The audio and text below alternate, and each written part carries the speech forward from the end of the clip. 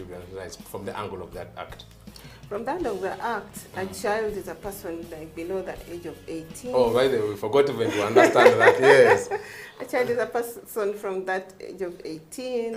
And then children's rights mean the basic needs that a child must have to ensure his or her proper growth and development. I look at it, proper growth and development. Proper growth and development. It's relative. That's relative. Because and a child will say, for me to have proper growth and development, I need Cerelac. The other one will get up and go to a mango tree and look for those small mangoes that are even not yet.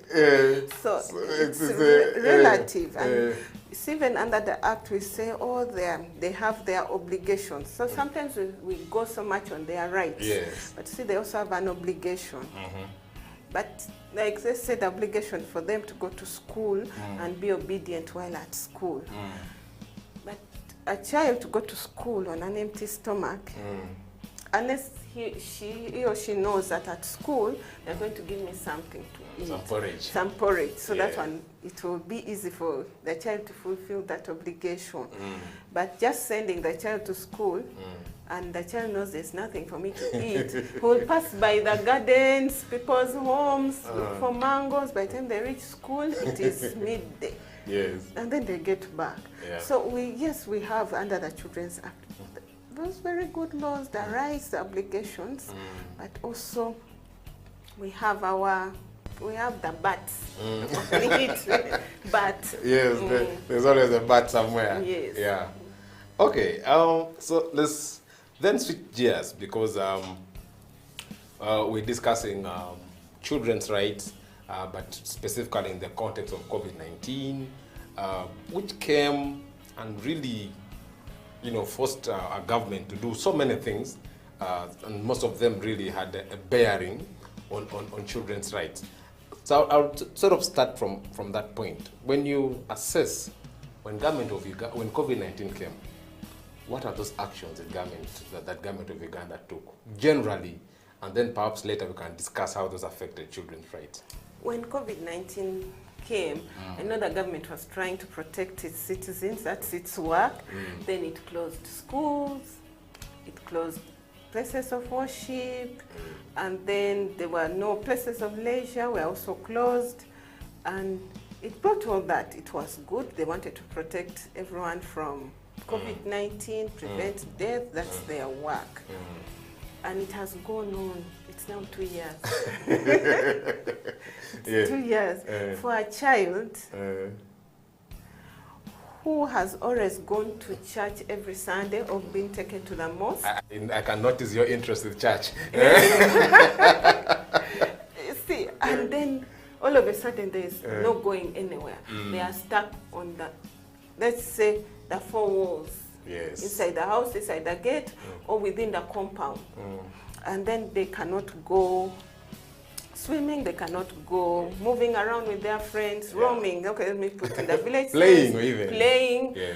You see, going to the other neighbor. This where it has brought a lot of problems. Mental. Let's go for a quick break at this point, and perhaps when we return back, we'll have a deeper conversation around the effects of COVID-19 on children. You're watching You and the Law, the COVID edition here on House of Talent Television. Today, we're discussing COVID-19 and how it has affected children's life. Right. Let's go for a quick break. We'll be right back.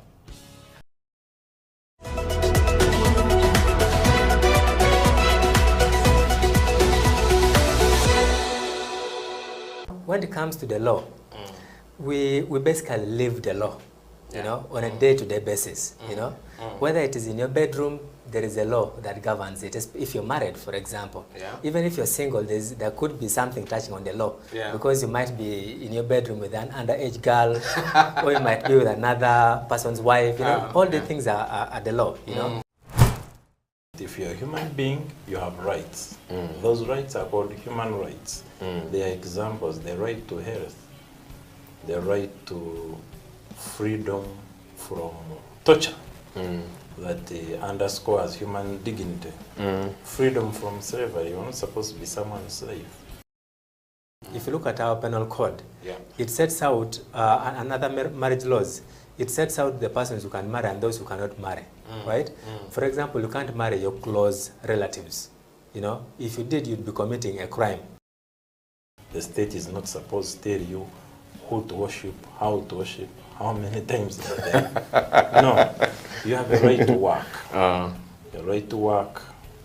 You have freedom of association. Cohabitation for whatever period of time does not make you husband and wife, right? And that is why we emphasize to people that when the relationship is still hot, you know, you must ensure that you do what? Marry. Yes. You know? For human rights to be respected, protected, and fulfilled, relevant government programs must actually work. Medicine should reach hospitals, oxygen should be there, health workers should have gloves, teachers should be present. Now they are mostly absent and they have left the profession, a good number of them. They are into trading. So things must work. If things don't work, human rights are not respected, are not protected, and are not fulfilled. COVID-19 has tested our hope and faith as individuals, families, and the country at large. Besides destroying many aspects of our lives, the novel coronavirus has also affected our human rights in many ways. You and the Law, the COVID edition, is a 30-minute weekly television program that focuses on the impact of COVID-19 on human rights in Uganda. The program engages experts to explain the importance of rights-based approaches to the success of any public health response to ensure the respect, protection, and fulfillment of human rights amidst the challenges presented by COVID-19. You and the Law, the television program, brought to you by Legal Hub Uganda, taking the law to the last mile in proud association with I4C Africa Hub and House of Talent Television, coming soon.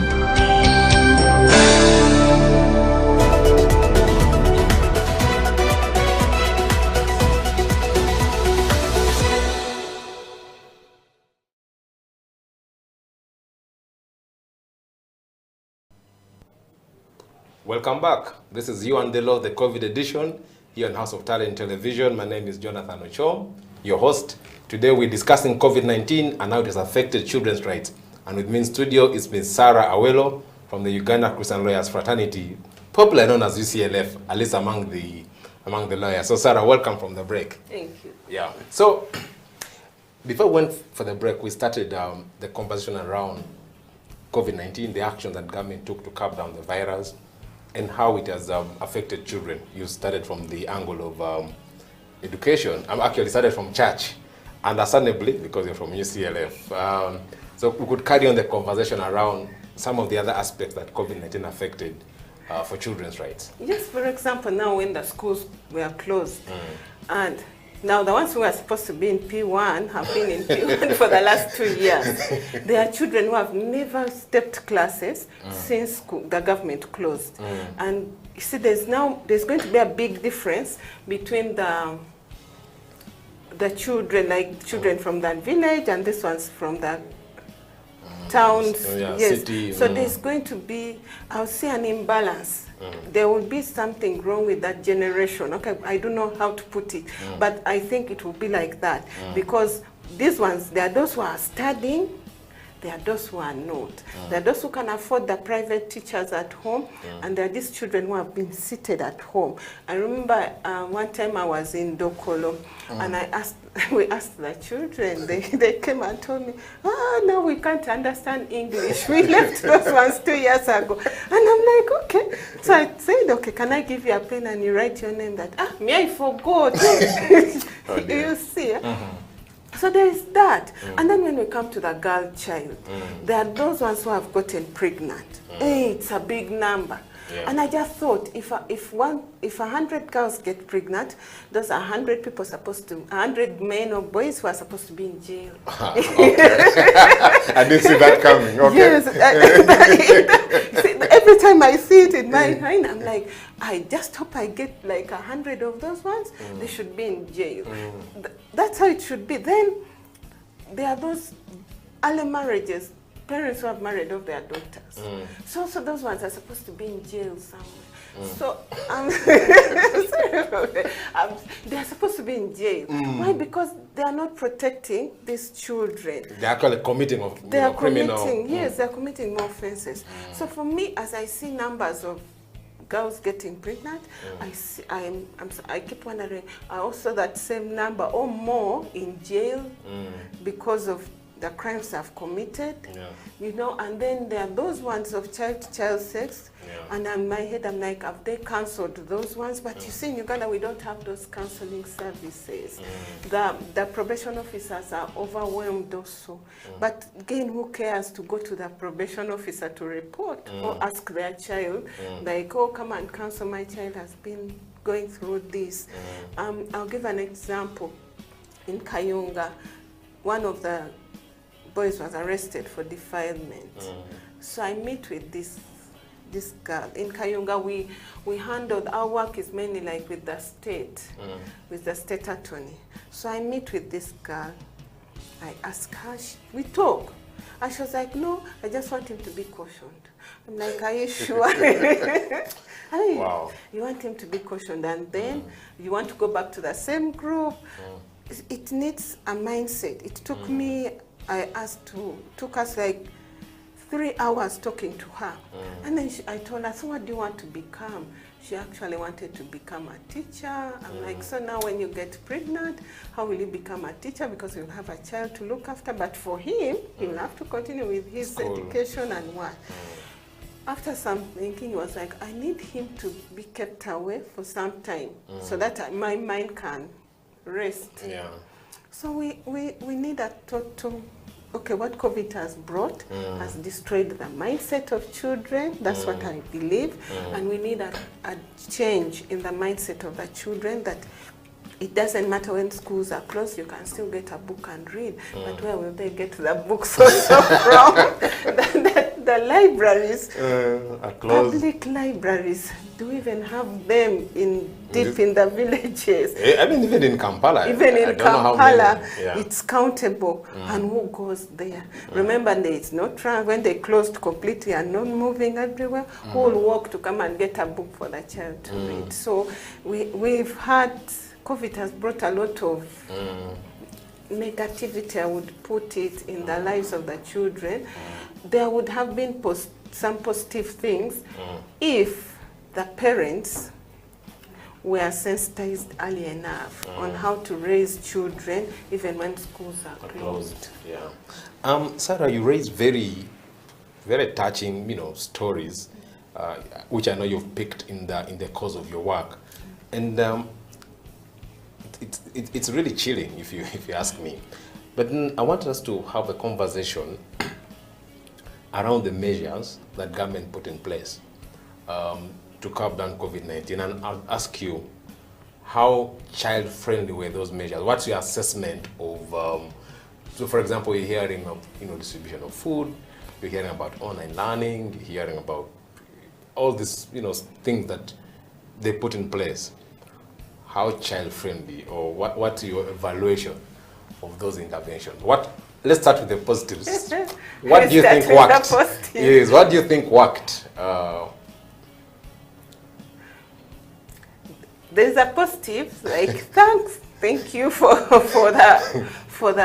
those innovations like online schooling, but seriously, if you look at somebody in Dokolo, that's my village, so I can talk, and I know I have.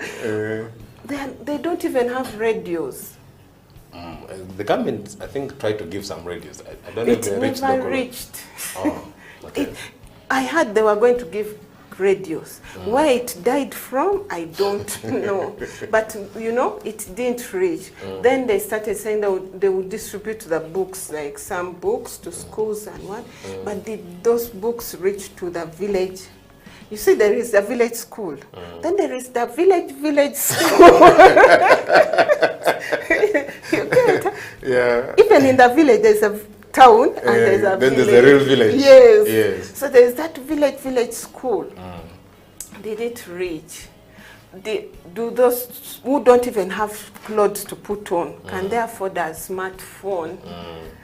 Can they sit and listen to UBC? Where will they get it from? I think it would have been, government would have just built a community place where children in the, but that also would have stopped the COVID. Exactly, social distancing social issues. distance. Yeah. So if you look at food, food was distributed, they gave milk. Okay. But you see, that food will not take the children for long. Let's say you distribute that food to a mother of 8 or 5. Even just 3. Or even just 3. Would that food take them? It wouldn't take them for long. I think, see, COVID surprised everyone. And I know the government was trying its best to provide for its citizens, and it tried. But maybe we need proper structures in the communities. We need the LCs to give us proper structures in the communities to say these are the number of children we have in the community, but these are their age brackets. So that even when the government is providing something, food, it's providing things, like during the COVID times, it knows that in this particular community, we have this number of children, these are their age brackets. So let's say between 15 and 17 or 18, these ones, let's provide them with, apart from sugar and what, I think they need pads or they need this. So the government tried, but it had some up and down. You talked about, food, milk. I was about to ask you if some of your relatives in Dokolo benefited from it, but perhaps that can be a conversation for another day. But Sarah, now you work a lot around juvenile justice, and I thought we could sort of pick your insights as well from the angle of juvenile justice. How did COVID affect that area? Because I know even before that, children already were having conflicts with the law. And like many people argue that COVID just came and worsened the situation. I don't know what your views you have around that area. The juvenile justice.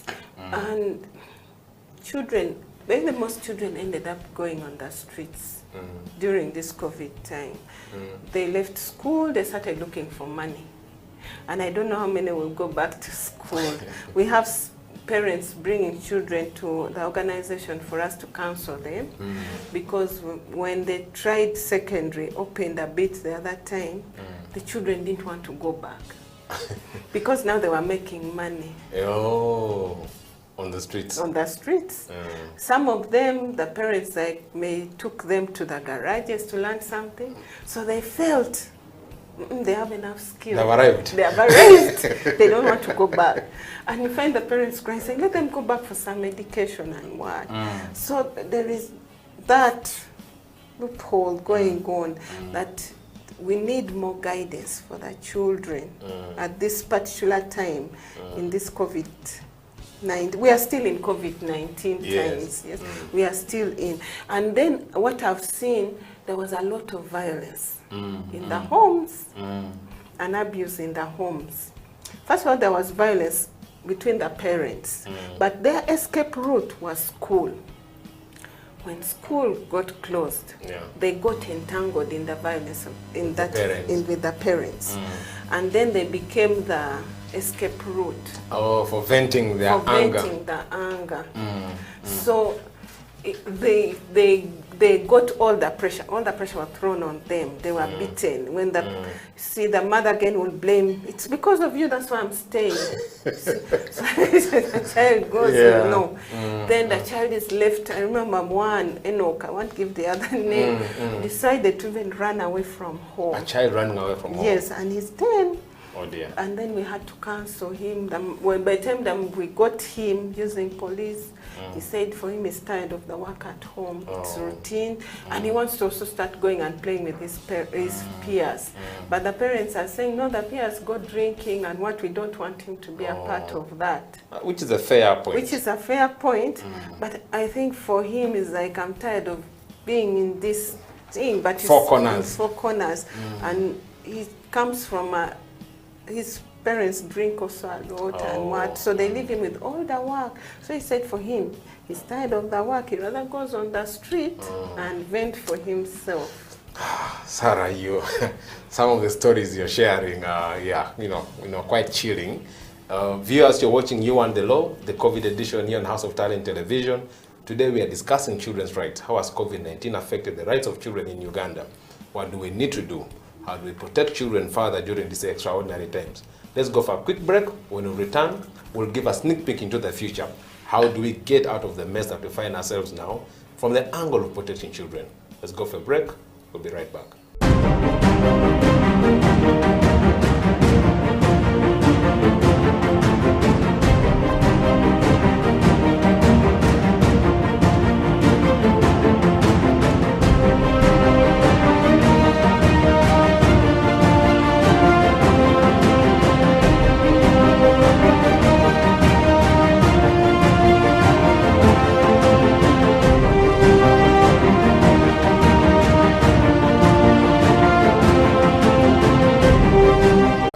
Situation children find themselves in because of COVID-19 and the different initiatives that that government has tried to do, as well as parents. Now we need to think about anything that could happen 5 or 10 years from now, because we're not sure when the virus will come to an end. We don't know if anything else could emerge in future. So as a country, that calls for preparation. So now I'll now ask you, looking at what the government of Uganda has done, what lessons do we learn from this intervention, from the angle of protecting children's rights? And perhaps later on we shall talk about recommendations. But what do you think we learn from our current intervention, our current experience trying to protect children amidst COVID-19? What do we learn? We need everyone in the society to stand up, like to really get together and form a relationship. Doesn't matter the political party, whatever. We need to, religion, we need to first put away differences and come together and say we need to fight. We can't even fight COVID because we don't know much about it. But how do we protect people? Yes, they're saying immunization, but the children can't be immunized. And I was looking at children living with HIV, AIDS. During that lockdown, how were they getting their medication? It was hard. Then there were those children with cancer who were told to go back home. And then it is later that they started trying to get doctors on motorbikes to go and deliver the medication. But see, when there's a break in their medication, it brings more it brings more issues. And no one talked about the children who died during that time because of medication, not having medication in time and what, or who are fallen back in their things. So we need to learn to have a standby.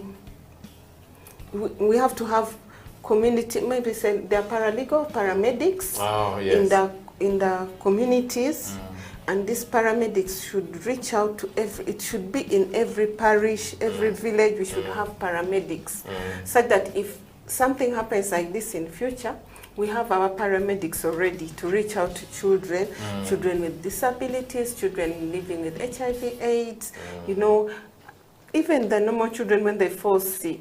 You see, moving you have to go and get permission first. But if we had paramedics in the villages, it would be so easy. We wouldn't have this fall back a lot. And then maybe we should, even the parents who are not dedicated, I know they can teach math somehow. In the local language. Math can be taught in the local language. 1 + 1. With the stones and what. But maybe we should try and get teachers and pay them more on how to reach areas. They're saying paying the scientists, but also the art teachers. Because these art teachers are the ones going to teach English to the scientists. And they need English to pass Yeah, science. they need English to pass science. So we need the art teachers also. But if we could pay them hard to reach area more money, just because they are in those communities, maybe build for them proper housing facilities, so that even when this happens, we have teachers who will go reach out to villages to see that the children are listening, or the children are studying at least twice a week. If a teacher appears before a child and they go through some of the Refresh. Yeah, it refreshes them and tells them, stay with this, next week I'll pass by. So we need that to keep people to reach out to stay in the communities. What of in terms of juvenile justice, in terms of keeping children safe from the law, ensuring that, you know, their rights? You talk about violence at the family level, you talked about environment and kind of things. How do we, in future, what do we need to do to ensure that if we find ourselves in this situation, this is how we shall protect children against sexual assault, for example? We need to empower our local community, our LCs. And also first we need to empower the children. Do they know what the bad touch is? We were just trying to teach them before they went to lockdown. Where do they go? Do they know where to go to? Most of them are threatened after defilement. They're told, don't speak, or else we'll kill you, we'll kill your family. Then some of them, like this one who said, I was told to go, and they told him, you stand outside, we are going to give you a TV. But these thieves were coming to rob the grandmother. Oh dear. But they told him, we shall give you a TV where you'll watch every day. You don't have to ask permission or what. So they entered in the house for him. He stood to see that no one comes in. And then in the process, they killed the grandmother. Oh. So it was during the burial that he kept saying, but this one was the last to, these people entered in the house. Then they said grandmother has died. So they're like, how did you know? So he gives the story. So he was arrested and told to go and tell these other people, take us to these people. So all the other co-accused were arrested. And maybe he was charged with murder. Oh, the child? Yes, because he was in the whole chain. But he couldn't understand it, you know. But, and he kept saying, most of them will call you auntie. Auntie, I didn't do it. I'm like, yes, you didn't do it. I didn't kill. I'm like, yes, you did. It is those ones, they entered. But if we could empower our children and tell them that they have this obligation. Yes, they have the rights, but they have the obligation. They have obligations to respect the society, respect their children. They have obligation to do work at home. They have, we have something we expect from them, even if we are giving them rights. So that they grow up knowing it's not about watching TV throughout. You have to also do something. Maybe that would help them. Not so that people do not sweet talk them. How are we talking to our daughters? How are we training our daughters? Will somebody give them, say, if you come and I do this to you, or I touch your breast, I will give you 500. And it's a coin, a 500 coin. And most of them can say, and he gave me a 500 coin to keep quiet. Or after being defended, comes and say, they gave me 1,000. Is there a way we can teach them about value? How do they value themselves from young? You see, a child gets to understand from the time they are born. That's why they cry when they are hurt. So we need to teach value to the children from when they are young. But value is got if the person teaching them also has value. So do the parents have value to pass over? So should the government also? So we need to empower the local council to empower the community. We need to empower the religious leaders to empower the community. We also need to empower the witch doctors, the herbalists, and teach them, because you said they are the ones who, when somebody is arrested, they will say, the witch doctor told me if I sleep with a girl, my problems will be solved. So if we teach these witch doctors that the law says if they ever get you, if you are arrested, like even for sacrifice, child sacrifice, you will be penalized. You'll be held for murder. You'll go in for life. This is what the law says. There's a way they will trick. They will start telling the person, your problems will be done. Let me put something on your hands. And then you go and work. The person just playing with your mind. They just play with their minds and go. I had an opportunity to talking to a witch doctor. Okay. You're seeking their services. We were sensitizing. Oh, okay. And you see in Kayunga, they are so proud to come and say how they are witch doctors because they are really respected in the community. Yes. So I said, okay. So we kept talking. And then I told him, but now instead of giving these women who come and complain about their husbands, or the husbands come and complain about their women. So he says for him what he does, he gets, it's a herb, it's actually a herb. And then he tells them, when he starts quarreling, you put it in your mouth and bite it. So the lady keeps biting, so she doesn't reply to the quarrels. Then the man keeps quiet. And then she'll start saying, oh, my husband actually changed. He stopped quarreling. But she doesn't know. It's because she did not answer back, so there was no one to... There was no need for a fight. There was no need for a fight, you know. So if we need also to empower them, the herbalist, the... You see how Mama Fina tries to help out, but if we empower her with the law, how much information more? On the law. Yeah, information on the law. Then she empowers her people. You know, so many people follow her. So we need to get those people who are the community blessed, like the community look up to. Yeah.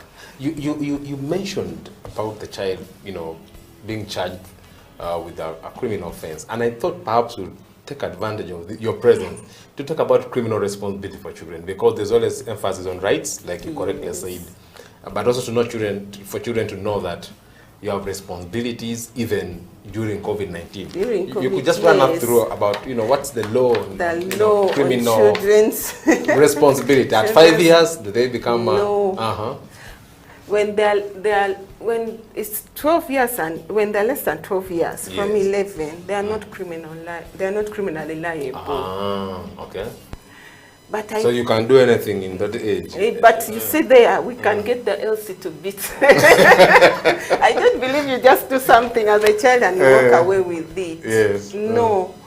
But from 12, they are criminally liable, and they can be arrested. They're taken to the remand homes, and we have remand homes all over Uganda. Yes. And the main one means Kampala. That's how they pronounce it. It's long. Yeah. Is that on the Masaka Highway? Yes. Yeah. So they are taken there, and they are taken. They are taught. They are taught on vocational training, making wood, tools, but they're trained from that side.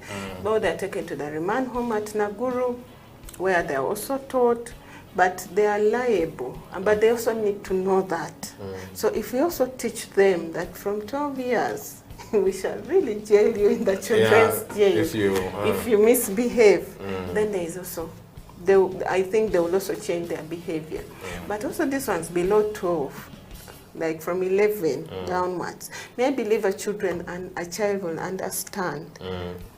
We will not be like whites all the time and say you're going to be taken to a punishment corner and stand there. No, I think a few two sticks will get the person. Even the Bible says spare the road and spoil the child. So we will not allow sparing the road, because what? As I started, we want our children are the future of our nation. So we are not going to let them get away with anything, but we shall stick, as the Bible says, spare the rod, spoil the child. Yes. No, we are going to see that they are all brought up in a godly manner, whereby in the future we shall have less corruption. They're indeed the future. Yes. If they have less corruption, they know the law. Yes. Sarah, as we come to the end of this show, just as sort of your final concluding remarks, and how do we then get out of this mess as a country in 30 seconds? How do we get out of this mess? Protect children, yes. And protect children. We all have to come together. Yeah. Doesn't matter about your religion, your party, your what. Come together. Let us see in each of our neighborhood who is a teacher in the neighborhood. We need to be the eyes of the parents in the neighborhood. Let us go back to saying it takes a village to raise a child. Okay. Don't let somebody's child be doing something wrong and you just say that's not my child. Take responsibility. Okay, Sarah makes a very compelling point.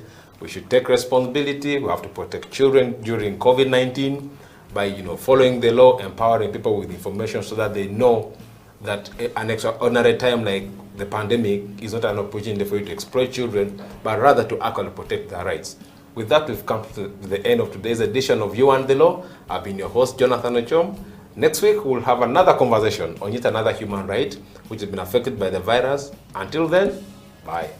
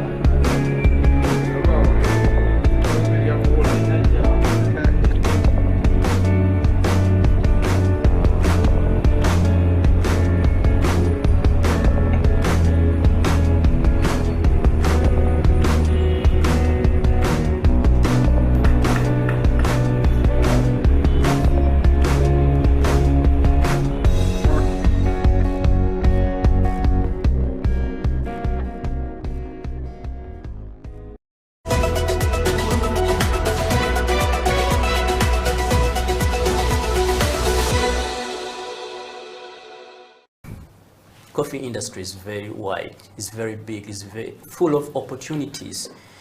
Don't sit there and say, I have nothing to do. You can join the industry. You can get whatever you want. If you give it time, invest in it. By giving it time, don't look for money, don't look for big salary at first. First learn. After learning, you'll get how much amount you need. Yeah. In coffee industry, there's no like, barista should get this amount of money. No, it depends on your knowledge. Yeah. What you know is what you get. You cannot be like having junior experience and asking for experienced one. No. You can join now. Good thing, everything is simple. Yeah. It's easy. Don't sit there and say, oh no, I'm scared to join this. No, it's very simple. You can make. Yeah, it's very simple. It's not so difficult. Simple, very simple. Very enjoyable. You can do everything when you're enjoying. You can do your coffee. You can serve your customers. Coffee create friendship.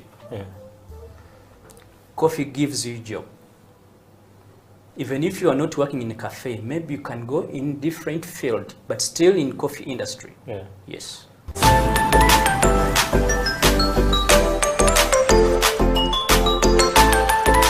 pull up the camera.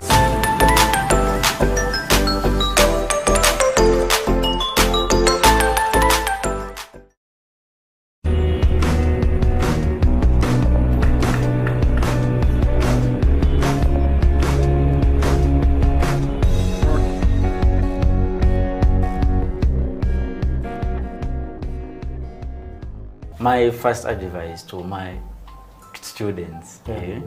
the people I train, the people I talk to, is that at every stage of coffee, from the farm to the cup, you can gain something. So I first get to know, like, you as you, what's your passion? Is it going to the garden? Is it going to the factory? Or is it like being a supplier? First of all, we are working for people. We're working for people, but our dreams are being self-employed. Yes. So in coffee, if I'm mentoring you, if like I want you to get something good, improve on your life, me, I can pass through roasting. I can teach you how, like I can teach you or train you the part of coffee roasting. So within that process, you like will be making some money somewhere. And where does that money comes from? You buy your coffee, you roast, you pack it, and you sell. Of course, there are many cafes that are opening. We have our organizations here in Uganda, like they are boosting up the consumption.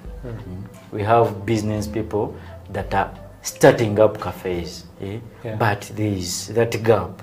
There is that gap of supply. There is that gap of supply. Big companies are exporting, but we can also be the big company at our youth stage. We roast our coffee, we pack it, and we sell it. Let me take another example. You can be a good person in computer graphic designing. So when I introduce that idea, you can plan the way of branding that coffee.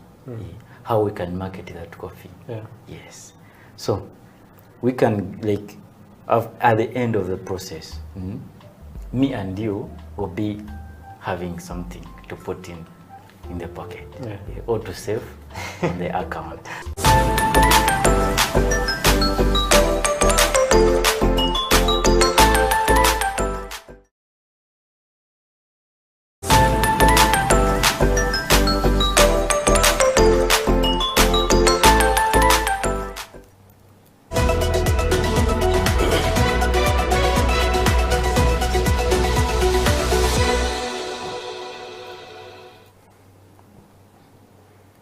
It's another good day to have coffee. Welcome to House of Talent Television. My name is Emmanuel Ateng.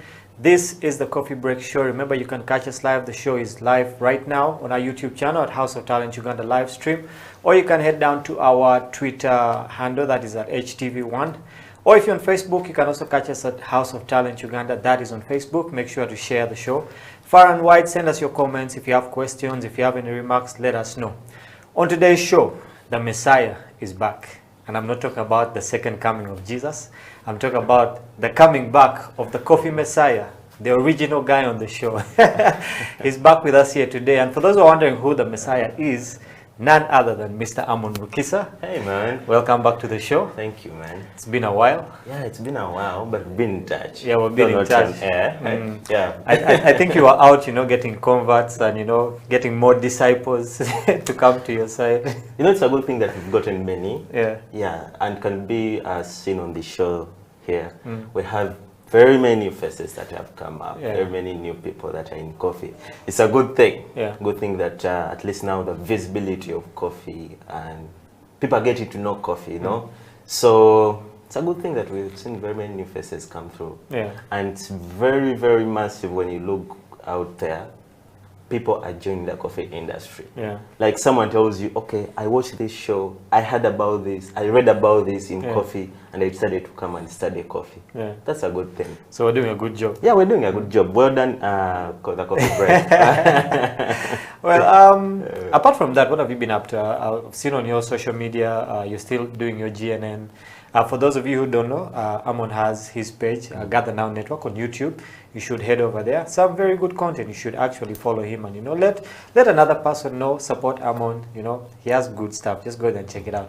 I also saw some of your posts, some coffee stuff. I think you're running some trainings and all this. You know, what have you been up to basically?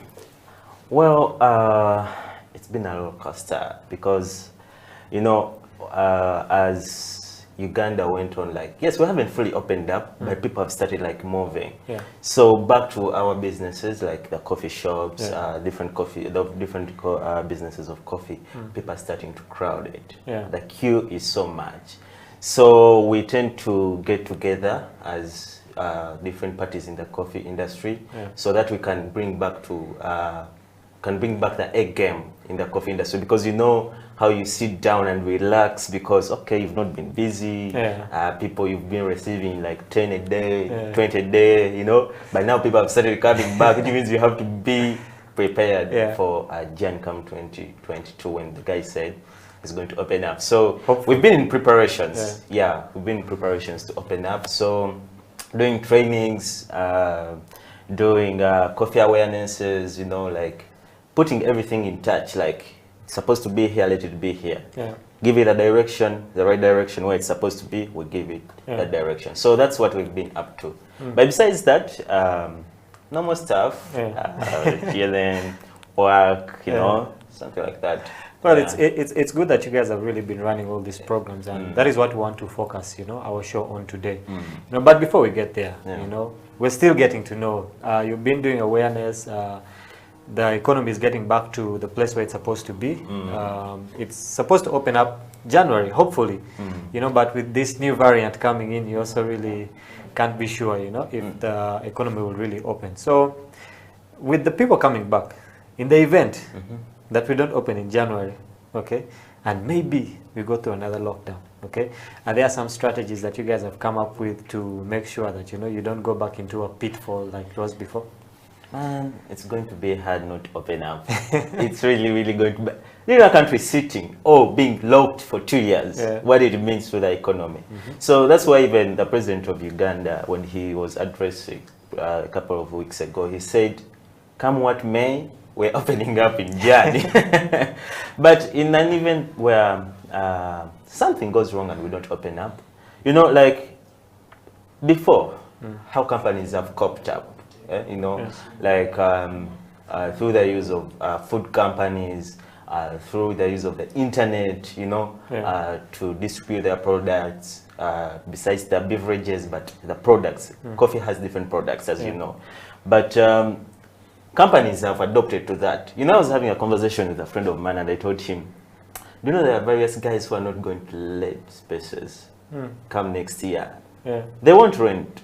Because they will realize, okay, I've been paying over 10 million a month for this space, but I've been making over maybe 15 million or 20 million. And now you're telling me to rent a space whereby in a lockdown, at least I've achieved my 11 million. Okay, so they will weigh the two options and they're like, okay, why not? So it's going to be hard to see people grumble for spaces, grumble for what. So they will adopt to this internet because they have really mastered how it's being done. Actually, when you asked me at the beginning what we've been up to, like, we've been trying to see what new options can we have to market our different products of coffee. How can we use the internet very well? Because you can never understand the internet like fully. Even those who are like leads on the internet, they still go back and research, you know. So we've also been trying to do different researches, you know, getting curious about how best can we do this, how best can we market our coffee products, how best can we reach different audiences in the coffee industry. That's why, okay, a company I work with is Real Coffee. That's why you're seeing, besides the lockdown, Real Coffee is opening up various branches. You find yourself in Kapchora there is a branch. Yeah. In Buama there is a branch. Around town there are like over 3 branches that have opened up, and more are coming. So that's the kind of work that we've been like trying to do. So if we don't open up, it will be easy for us, because at least now we are next to our customers. You know, if you're around, maybe let me say Naria, if I have a branch around maybe Chiwatle, I can easily walk over there. Yeah, okay, true. my bike, you know. So instead of like coming from Cementi, going to Naria, that distance, even the coffee will get cold, or whatever product I'm transferring will get cold or bad, because coffee is a perishable good, you know that. So it's easy for us like to connect. The distance is not long. That's one way. But also, like I said, the use of the internet. Yeah. The use of the internet. So we need to adopt to that, because people have realized that the internet can do more good than harm. Yeah, true. Yeah.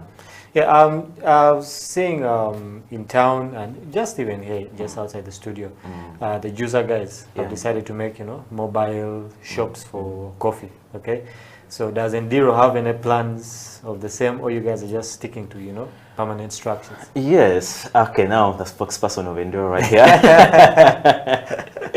Yes, Enduro, you know, Enduro's vision is end child vulnerability globally through coffee and other related products by partnering with others.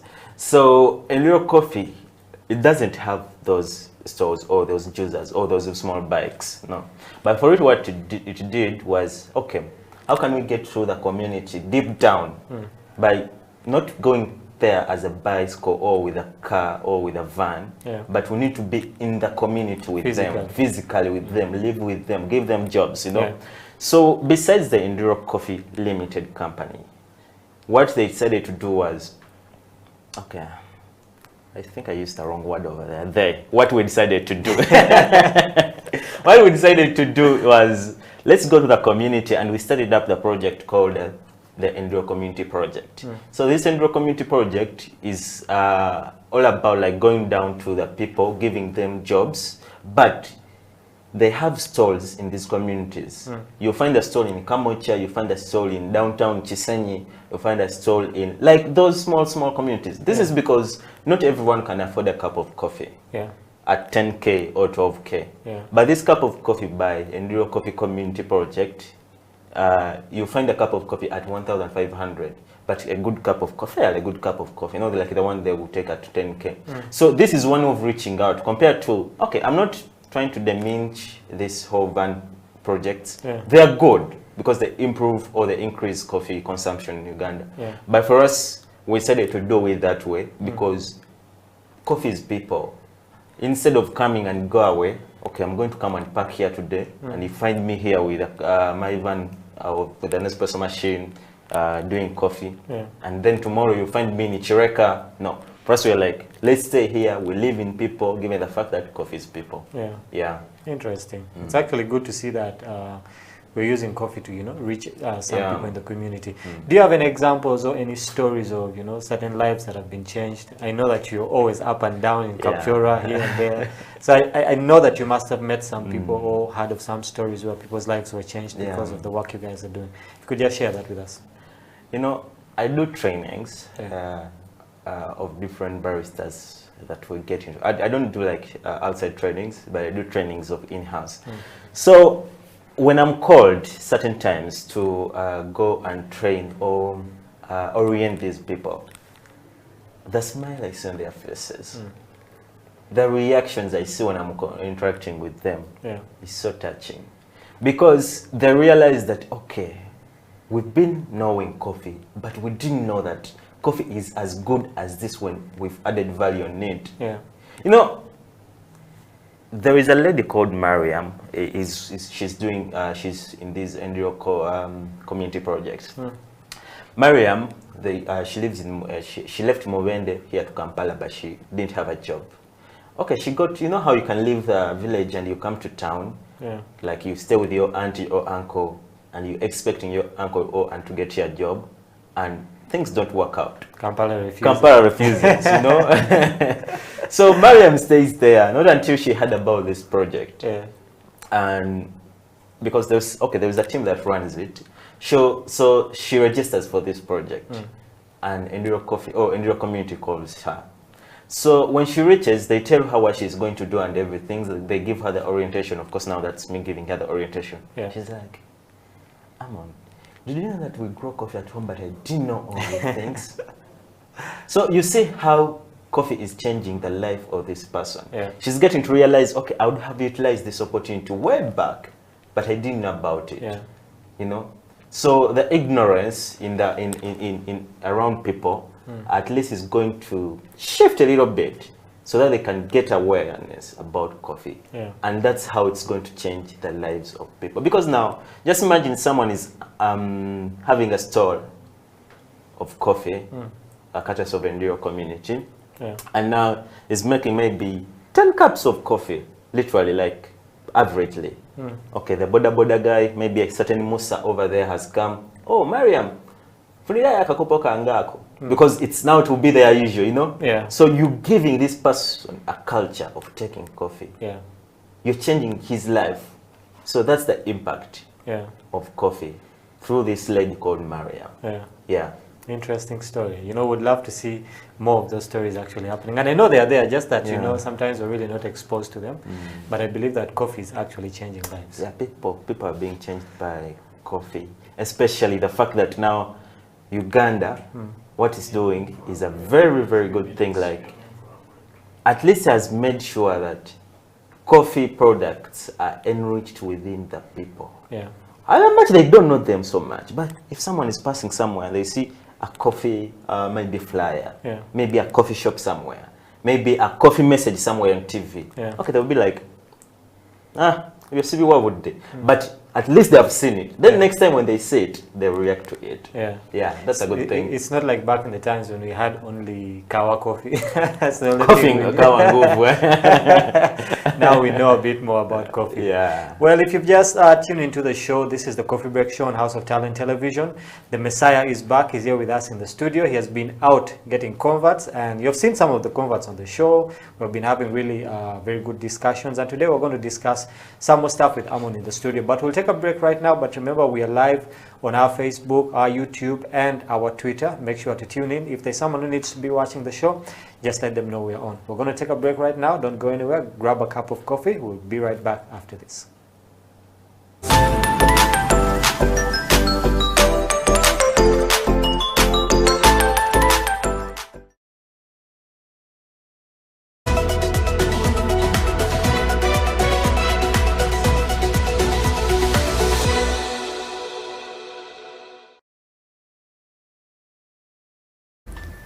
I think most female feel like being a barista is more of a male job, or being a farmer is a male thing, or being a quality controller. Yet they don't know that there are other perfect people that we are looking at. So we want to bring this gender equality into the coffee business. I would thank this the International Women Coffee Alliance. It has really done a very good job to encourage women into the coffee business. When you look at coffee farmers or coffee processors, most of them are women. When you look at the quality controllers, they say that women are the best coffee testers. Why? Because they're very subjected to spices when they're cooking.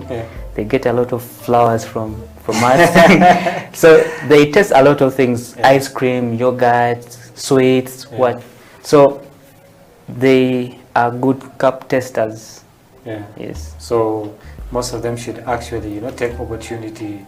I would actually encourage all the female to participate in the coffee business, whether owning a coffee shop, whether analyzing coffee, barista, farming. We really need them.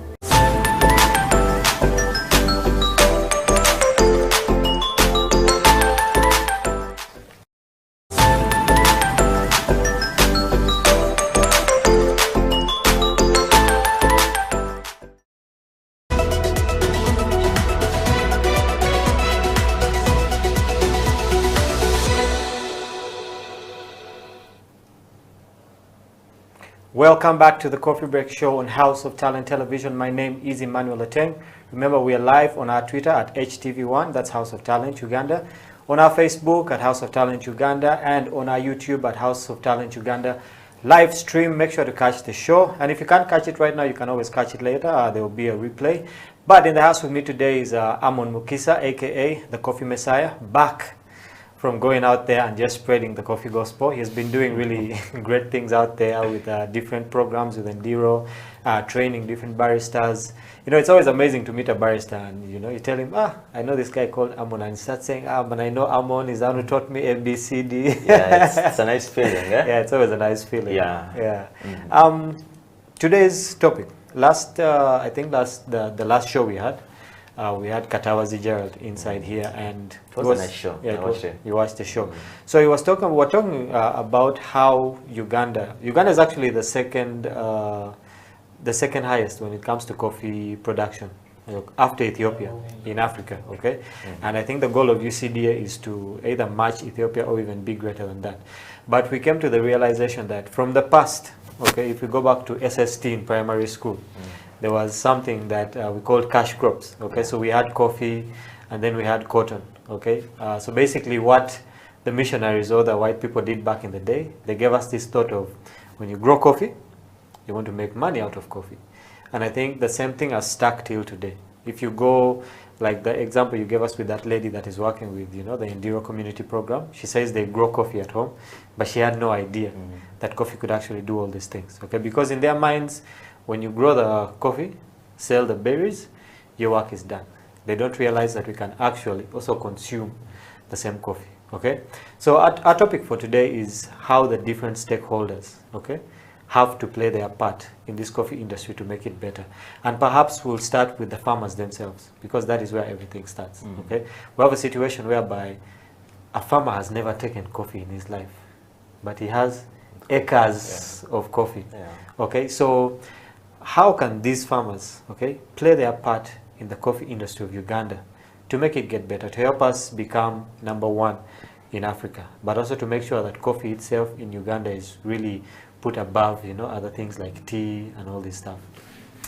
Well, Emma, to be honest to you, gone are the days when we had farmers who are illiterate growing different crops, growing coffee, growing cotton. These days we have literate farmers who have gone to school, who have graduated in farming practices, agriculture, you know. Last time Ibra was here saying that he studied biochemistry, by something like that, but it was also related to crops or farming. So these days we have literate farmers. So it makes me wonder, why don't we have good practicing methods, farming methods, deep down in our farms that cannot bring us to a point whereby we're going to reach a certain time and we are falling into a ditch? Okay, if it was like maybe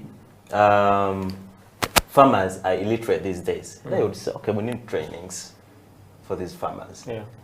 But when you look at the farmers these days, they're illiterate. So I would say farmers need to be trained. Yes, not all are trained, but why don't we utilize these people who have gone to school, who have graduated in this industry to do these things, at least to train these farmers? But also, UCDA, the Uganda Coffee Development Authority, yes, it has tried its level best to at least ensure that farmers know what they do. At least they have done that by at least knowing each farmer in Uganda. Okay, you cannot know each and specific farmer, but like an association that runs them. That's why I've recently called up, like, if you want to start growing coffee in Uganda, you have to register. So this is like a plan, or this is like a strategy to plan for these farmers. Okay, if we have 5,000 farmers in a village, how are you going to plan for them? How are you going to have them grow the best coffee in the village, so that when it's exported or brought to a national level, it competes, you know? So instead of like having a farmer grow coffee anywhere, they harvest it. Okay, that's the Chiboko coffee. They harvest it and then dry it and then sell it off. And you realize that the coffee exports, like in Europe, over 80% of their coffee is exported. Where does it come from? Africa. Africa. and maybe more other countries. But those other countries, maybe like Brazil, you find that if they're producing maybe 50 million bags of coffee a year, you find that maybe 50% of their coffee is consumed by the natives. So maybe they're exporting 50%. But for us, we're exporting 80 or 85%. And without added value on that coffee. So these are the things that farmers need to know. Okay, when I'm growing coffee, how can I improve its quality? How can I add a value on it? How can I get the best quality in these coffee cherries that I'm going to harvest? How can I space the coffee tree from the other, not to be affected? For example, I was watching the news yesterday. It's so bad. In Uganda, there is a pest, a crop pest that has attacked coffee trees. It starts from the root. So there's no way how you can see it on top that, okay, kana kamuli or this flower is being affected by this pest. But for it starts from the root. So you just see the plant dying. So it's so bad that it's happening. But if farmers know how to deal with this, at least maybe if I know that my coffee plant is maybe 8 meters or 12 meters away from the other coffee plant, if this pest attacks this coffee plant, the other one, at least it will take long when I realize it early now. So instead of like putting here a coffee tree and then you put the coffee tree next to each other. So such things, farmers need to know them so that when they're doing this and it's exported, or it's harvested and then brought to the consumption part of it, we don't have a bad quality cup of coffee, or we don't have a bad quality type of coffee that's coming on market. Because at the end of it all, it will affect the overall consumption of coffee or the overall coffee market in Uganda. So the mistake done by the farmer will affect the end result of the coffee consumption or the coffee chain. But the good thing done by the farmer, it will represent the good things like at the end. Two questions before we move on to the next category. One, do you think it would be a good idea for us to put a cap on how much coffee we actually export? Because if we're exporting 80% and we're consuming 20%, okay, wouldn't it be a wise thing to say, okay, you know what, 50% goes out, 50% stays here, so we force people here to actually consume the coffee? You know, what are your thoughts about that? You see, one thing I love about being a barista is that you get conversations around various people. So last week, as I was on station, sometimes I get back on station and work, you know, because it's a good thing to interact, have that skill going. So this lady works with Uber, the other side in Europe, London. So she comes at my station. She asks for an espresso. She asks me, how much is it? I tell her it's 6K. She's like, what? Your coffee is too expensive here. And yet you sell coffee, you grow coffee here. And I asked her, how much would this amount cost a cup of coffee in London? She told me 6K here. The way you sell your coffee here, in London, 6K can buy 3 cups of coffee. Then I realized that's why in London or UK or US, in those countries, even this person we see that Avila Street lives on a street can be able to buy a cup of coffee compared to us in Uganda. So to answer your question, I think it's a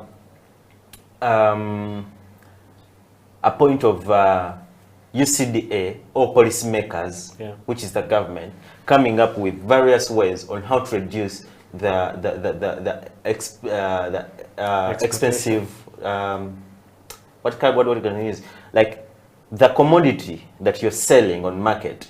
How are you going to value it so that you as a government can benefit, so that you can run the country also, but me as a person who's also buying it, I benefit, like not buying it so much compared to other countries. So policymakers have to do this for us, not us, people who are taking coffee. Because when I jam not taking coffee, the government won't benefit. Because I pay a tax on that cup of coffee. I also benefit by maybe getting the healthy part of it and maybe, enjoying coffee. But to help us arrive to this point of like having coffee be reduced in terms of pricing, it's the government that has to do that. Me as a person, I don't have authority. I even don't have a minute authority on that. You see, we discussed with Katawazi last week, and like today we're discussing, you know, what are the roles of different people, and each stakeholder has their part, and each stakeholder should have their voice. Okay, so we came across topics like, do we even have a barrister association or a barrister forum? Do we have a farmers forum that has a voice? You know, so it's like the coffee industry has so many detachments. Yeah, Emma, you see, thing is, these things are there. There's a farmers association. There are barristers associations. Yeah. But the arm that's taking the, I'm not trying to criticize the UCDA here, but the arm that's taking the coffee industry in Uganda is paying so much attention to less important things compared to things that are more important. Let me give you an example. Let me give you an example. Of recent, there was a Dubai Expo. So whereby you go there and you exhibit your things as a country. Rwanda took that whole virtual thing of tourism. Uganda, you know what we took, part of it. But my point is, when we take people out there to expose or to exhibit our coffee, you know the people we took? The people on top were on station, like exhibiting our coffee. Why don't you get a Uganda barista champion who's there right now, Michael, for example, to go and be on this station? Before you be on this planning level, why don't you take the baristas? Why don't you take the farmers to at least get in touch with these people out there? Because when this person is talking to this farmer, they will feel that, you know, their intuition, like they will feel like they will be connected with them. Okay, you're the person who grows this coffee. How is it like? You're the person who brews this cup of coffee. What challenges do you go through? How can we help? But if you're this person who plans for the coffee industry on top, why would you come back on station? And yet you have various capable people who can do that. So your point of like having different associations and different roles played by different people in different categories of coffee, it's good, but the people responsible to align them is not doing that job. Okay, perhaps before we go for a break, you know, you touched on something important there. You say that at the expo, okay, they took people from up there, okay, which means that there are people down, you know, on this spectrum that are really not being taken care of. And the role of UCDA and all these other coffee or agricultural associations is to basically see that even the last man, even the person who produces the least amount of coffee, okay, has to be heard, has to be given a voice, okay? So why do we find ourselves in a situation whereby it's only the big people? Is it that the government, okay, is not doing its part in regulating UCDA, or UCDA itself, okay, is not doing its part in trying to control what happens down here? I would say it's UCDA itself, because in most cases the government will come up to put into action what the UCDA requests to do. Not the government coming to UCDA and like, okay, UCDA, what can we do for you? Why don't UCDA go to the government and say like, you know, government, we have this plan A and B, we need to execute it like this. Please help us, give us funds, give us this and this and this, so that we can execute it. So it's not the government, it's the authority or the department. Because the government put up this department to help this person, to help the coffee industry go back to, you know, when we had the coffee hype back in the 1990s, it was a good thing, everyone was feeling good. But since then, we've never had a coffee hype the way we had it in 1990s. So when the government came up and put up the UCDA authority, or the UCDA arm, it was like, okay, let's use this arm, or let's use this department to at least keep our coffee on top globally. Because Uganda, as you all know it, it has the best coffee in the world. Just because maybe we don't have the right strategies, the right marketing strategies, the right production strategies to make sure that we've exposed our coffee as the best in the world. So UCDA has to do that. Not the government, not me, not the farmer, because the UCDA has to put impact on the farmer, Yeah. they put impact on the barista who's brewing coffee, they put impact on the person who's buying coffee Yeah. to sell it. Yeah. That's how it's going to help us. Yeah. Yeah. Well, if you're just tuning into the show, this is the Coffee Break Show on House of Talent Television. Amon is giving us his views on why Ugandan coffee is actually not getting to where it's supposed to be, and we'll be getting into solutions. How do we get there, you know, with all these issues that we are facing? We're going to take a break right now, but remember, you can always send us your comments. Be a part of the show. Be a part of the change that is supposed to happen in the coffee industry. We can't change it alone. We have to work with you out there. You're a barista, you're a farmer, you're a roaster. You're just a consumer. You just go, you know, to the coffee shop to take coffee. You have a voice. Let us know down in the comment section. We'll probably be reading that, you know, after this break. But let's get into a break right now. This is the Coffee Break Show, House of Talent Television. Grab yourself a cup of coffee. We'll be right back after this.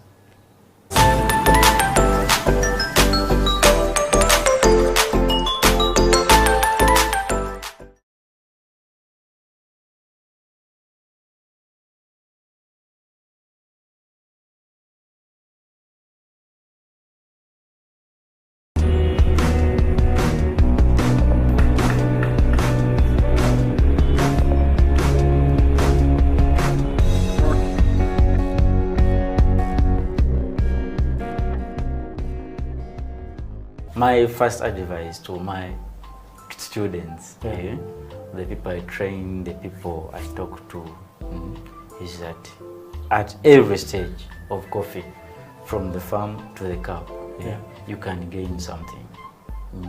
So I first get to know, like, you as you, what's your passion? Is it going to the garden? Is it going to the factory? Or is it like being a supplier? First of all, we are working for people. We're working for people, but our dreams are being self-employed. Yes. So in coffee, if I'm mentoring you, if like I want you to get something good, improve on your life, me, I can pass through roasting. I can teach you how, like I can teach you or train you the part of coffee roasting. So within that process, you like will be making some money somewhere, and where does that money comes from? You buy your coffee, you roast, you pack it, and you sell. Of course, there are many cafes that are opening. We have our organizations here in Uganda, like they are boosting up the consumption. We have business people that are starting up cafes, but there is that gap. There's that gap of supply. There's that gap of supply. Big companies are exporting, but we can also be the big company at our youth stage. We roast our coffee, we pack it, and we sell it. Let me take another example. You can be a good person in computer graphic designing. So when I introduce that idea, you can plan the way of branding that coffee, how we can market that coffee. Yes. So we can, like, at the end of the process, me and you will be having something to put in the pocket, or to save on the account.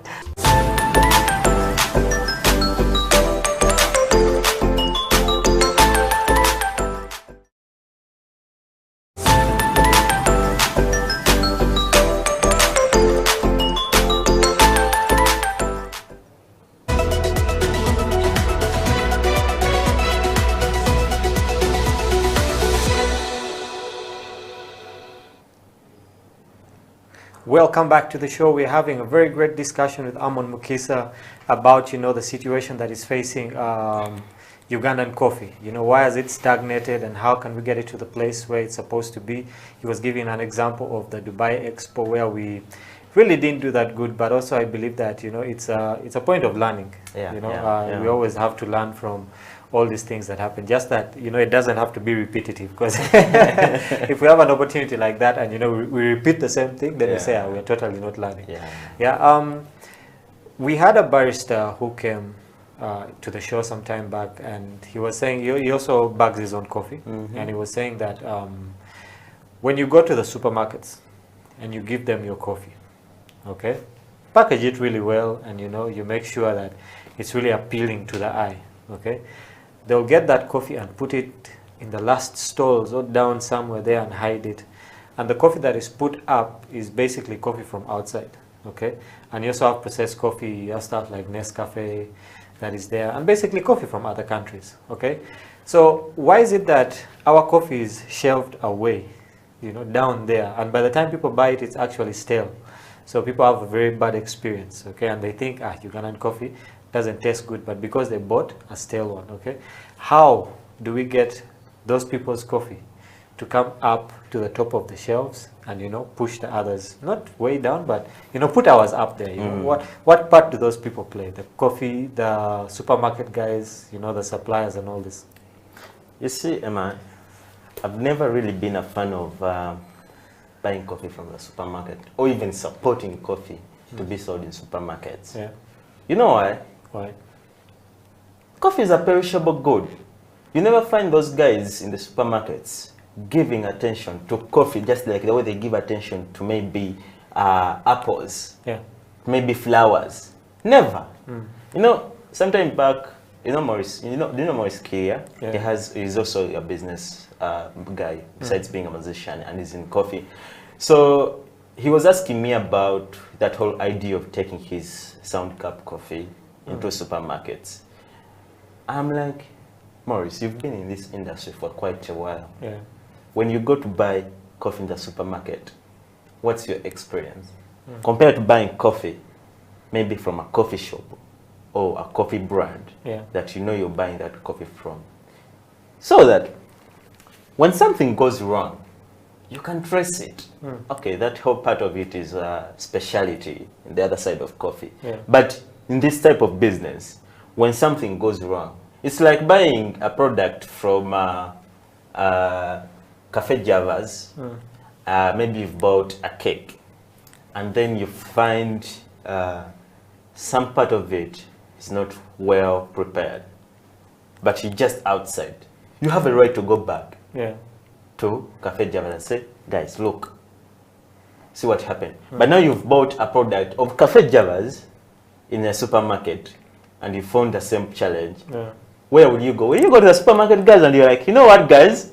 Look at your cake. It will be a long process. Yeah, it will be a long process. And that's time consuming. But the thing is, I would suggest that having coffee in supermarkets, okay, it's not a bad idea, because it's helping us expose or improve coffee awareness. Because people, as they're going around the store, they will see coffee. Okay, kanukachi, it's a coffee bag. What's inside? Let me buy it, maybe. But in terms of quality, no. I give it a 0 over there. Because when you have coffee in a supermarket, you're not monitoring it. You don't know how those guys are handling coffee. They even maybe don't know anything about coffee, you know, compared to having a coffee product or a coffee bag in a certain coffee premise or a coffee shop or a coffee company. And they know that, okay, you know what? This is our coffee. We roasted it on Monday, which means by Monday next week, it has to be done. Those are the methods that such companies have to use. Compared to taking your coffee in a supermarket, and it's going to be put down on a shelf, and I come, maybe I'm buying Anodi's coffee, you know, it's like, okay, Anodi's coffee is good, I've tested it, I've had good reviews on it, let me go and try it. On reaching home, trying it, you're just running down, you know. Yeah, so it's not a good thing to have coffee in the supermarkets. If it's possible for you to have your coffee sold in your premises, please do that. That's one thing actually I would advise people to do. Like, if you're a coffee producing company, the fact that you have funds of roasting coffee, packaging it, branding it, basically you've gone through all the chains of coffee, like for it to be as a final product. why don't you get a space? Yeah. Why don't you get an online platform? Because that's what we're adopting these days. Have a cameraman. Yeah. Have nice shots taken. Have a website. Okay, that's expensive, but you can start with Instagram, you can start with Facebook, you can start with Twitter. Yeah. Have good visuals. Put the price tag. Put the contacts where they can call you. Market it well. Yeah. See whether you not sell that coffee and people like your product. Compared to taking it in a supermarket, and it's going to take 3 months without buying that cup of coffee. And when they buy it, they will say, "I know this coffee is bad." Yet in actual sense, your coffee is good. Yeah. Yeah. So just utilize those spaces. Utilize the information that you get here on the coffee break. Yeah. At least to make better decisions when you're dealing with coffee. Interesting. Yeah. Amon, you're a barista and you've been doing this for a while. You're also a trainer. Yeah. And one of the issues we've had, actually, some guys have talked about it on the show, is that most baristas have, I like to say, half knowledge. Okay, they only know their part as far as it comes to the station. I can make a cappuccino, I can make a latte, I can make an espresso, I can talk to, have a good relationship with my customers and my boss, and that is mostly where their knowledge stops. Okay, that brings into question, okay, what are we doing in these coffee schools? Because for someone to totally understand what coffee is, all right, they have to get a complete understanding. And to understand what coffee is in Uganda, you have to understand coffee from the past, okay, what has been happening, what are the different developments, what are the different organizations doing, okay, what kind of research. We had a guy called Owen who was on the show, said that he was doing a lot of research in coffee, okay, but you find that baristas actually don't know this information, okay. So you as a barista, okay, what can we do to make sure that baristas don't have only on-station knowledge, but have a wholesome kind of knowledge when it comes to coffee, especially in Uganda? Well, let me ask you a question. Yeah. Just a brief one. Yeah. Did you, when you went to school, to a journalism school, did they tell you how to interact with me, to say the exact words you're saying to me right now? No, they didn't tell us the exact words, but there's a structure. Okay. So my point is, in coffee schools, they're going to give you basics. They're going to show you how something is done. Yeah. Then it's your initiative to go down the road of research, curiosity, and get to know these things. Yeah. Because the 3 months or the 2 months you're at that coffee school, you're not going to exhaust everything. Never. Yeah. Never. You just have to be so much self-oriented that you're going to make research, read about things, ask questions, and learn. That's how you're going to know this information. Because in coffee schools, like you said, they teach them how to be, okay, like you said that baristas know how to make a cappuccino, just interact with maybe a certain dealer has come on station, they interact with him, and that's all. Yeah. And then they go back home. But they have forgotten that they have to read about, okay, why am I using this cup of coffee, or 250 mils of cup of coffee, or 180 mils of cup of coffee? Yeah. You know, why is it that I have to hold coffee a certain way? Why is it that when a customer comes to me, I have to leave what I'm doing somehow and I first give them attention? Yeah. You know, then we can go back to it if at all, you know, they want to stay for longer as we interact. Yeah. Such things. So when you rely on online information that you got from schools, mu Uganda bagamba nkusaasidde. Yeah. So that's it. You just have to make more research on your own so that you get to learn more things. Then compare and contrast them. Yeah. How do you do that? Ask questions for people who taught you or people who are above you. Because even me, there's a certain lady called Millie. I tend to ask her, she's a coffee genius. She's a lady. I tend to ask her a lot of questions. I bug her with questions. And sometimes she's like, but Amon, I can't believe you didn't know this. But there's the fact, I didn't. I just wanted to know. Yeah. So she just assumes that I knew, but I didn't know. Yeah. So that's one way. You just don't have to assume that you know everything. Yeah. No. You don't know everything. Yeah. You just have to ask. For example, if you went to a certain school, the teacher or the tutor who taught you has a lot of information. But the way of disseminating this information to your small head of yours, because it's a lot of information. They can't put it into your head at one day or in 2 days or 3 months. No.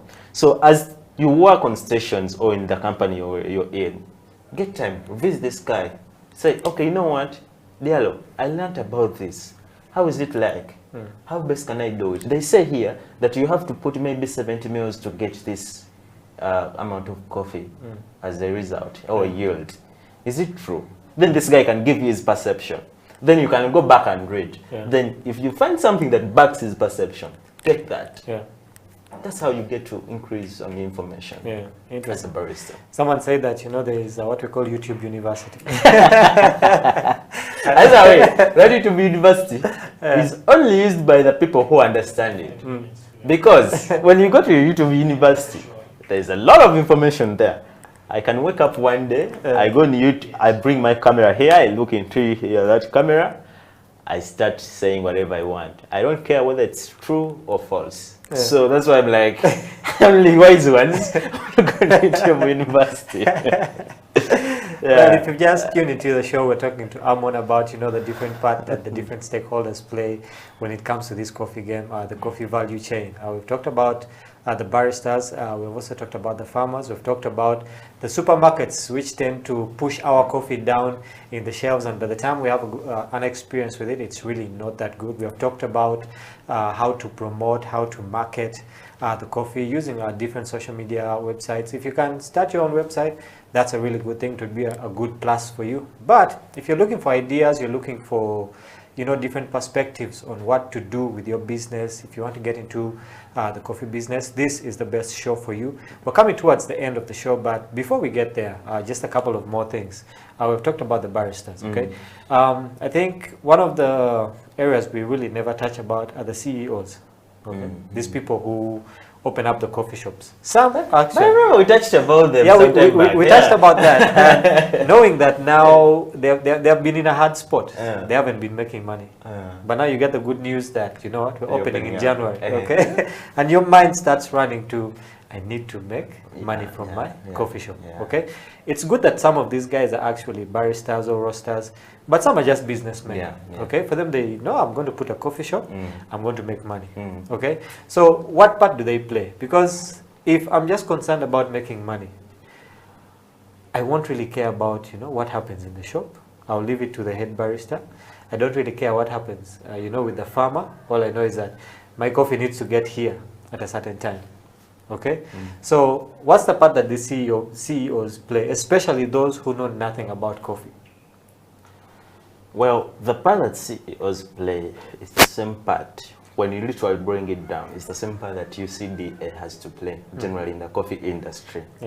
So CEOs have to be able to provide what the specialists are saying. For example, if you have a company of coffee, or coffee, you're in a coffee business, do you have a structure of advisors? People who advise you on how best you're supposed to do things. For you, yes, you're there to make final decisions, giving money and make money. But do you have people who know what you want and can be able to put it into action? That's the one thing. So if you don't have that, it's going to be really, really hard for you next year. Because you find yourself, you're struggling to make ends meet, but you're not. That's why, by the way, you saw various coffee shops that opened up 2019, closed 2021. 2021 they're closing. Because they didn't have structures. And those that had structures are still studying. Take an example. Enduro Coffee. It has structures, it's still studying. Cafe Pub, it has structures, it's still studying. Cafe Javas, okay, some people say it's not a cafe, it's a restaurant. Yes, but it has structures, it is still standing. Okay? New Cafe, it has structures, it's still standing.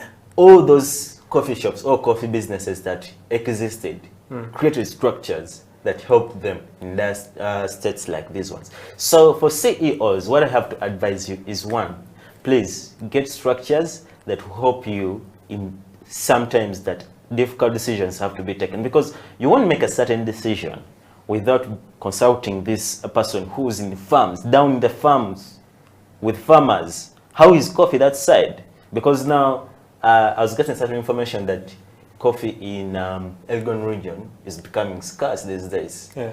And I quite believe or suspect that in the coming years, like 2 or 3 years, coffee is going to be more expensive. Because now, the fact that now it's becoming scarce, you know, Elgon region is one of the areas that give us most of the coffee, then Rwenzori, then Central. So that's Western or Rwenzori. So when we have different people in different departments who are seniors, specialists, they know what to do. For you just here, a CEO, of course, for a certain company, you're seated somewhere in your office. You're just waiting for a certain DLO to come, Emma to come with different ideas and different suggestions, and then in your wise mind you see, okay, this is a good suggestion, I can go with this. That's how you're going to survive. But otherwise, instead of you coming to maybe a coffee shop and you see paper all over your coffee shop, you're like, okay, business is booming, business is booming. But at the end of it all, after 3 months of opening up, or 5 months, people will be nowhere. Maybe because coffee is bad, maybe because the surface is bad, maybe because the infrastructure is bad. So all such things have to be put into consideration. Well, our time is fast spent. I know that we can talk, you know, we can talk, you know, forever about coffee. But thank you for coming onto the show. And just before we leave, okay, what are your next plans when you get out of here? I know it's a weekend, you know, are you going back to the coffee shop? No. Probably you have a date we don't know about. See you looking all fresh, you know. No, I'm just going to have a GNN shoot because I have someone to host. 2 p.m. So I'll be hosting him, shoot an interview with him. Then that I'll go and watch a football match. Man United, a Man U supporter. I'm a Man U supporter. Now these days we have the best coach around. Well, we'll end that show right here. But it's good that I'm back on the show. I've been missing these conversations.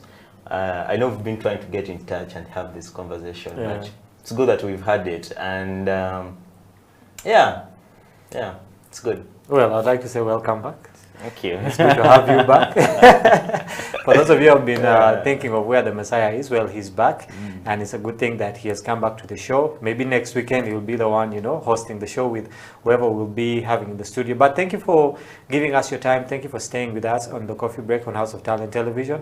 I know you must have heard Amon saying the statement, a certain Diallo. Well, that certain Diallo is the one who makes us look good on the cameras. He's the one who does everything in the studio. And we'd like to say thank you to him. Thank you to Isma, who's there also on the switcher, you know, making sure that, you know, he shows you one side and the other side also. And basically, they're the guys who make things work here. And to the whole crew, basically, we just want to say thank you to you guys. Remember, you can always comment. We are live on Facebook, on YouTube, and on Twitter, HTV1. Make sure to comment, like, let us know if you have any questions. But until next time, have a great day. Grab a cup of Ugandan coffee. Not other coffee, Ugandan coffee. We'll see you next time.